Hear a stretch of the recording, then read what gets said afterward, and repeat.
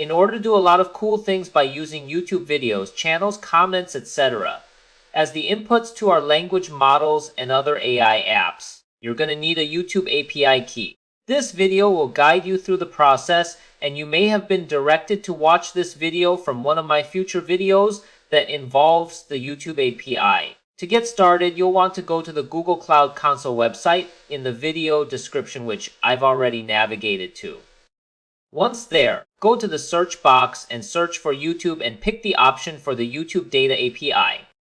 Once you're there, this button that says Manage will say Enable instead if you haven't set it up, so click on it whether it says Manage or Enable and you'll get to this screen. Here you'll want to go to the Credentials tab. Click Create Credentials and API Key.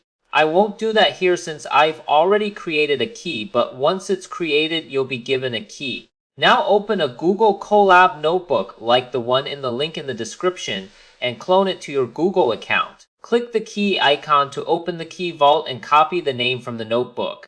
Then also copy the key from the API page and paste it into the value field.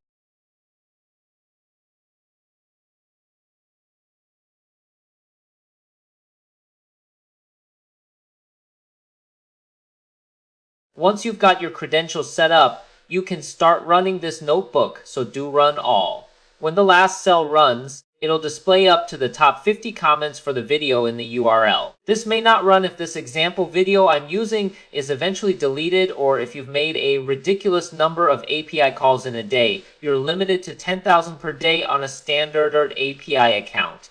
If the comments are displayed correctly, then congratulations, your YouTube API key is set up and you can move on with whatever tutorial video I'm showing.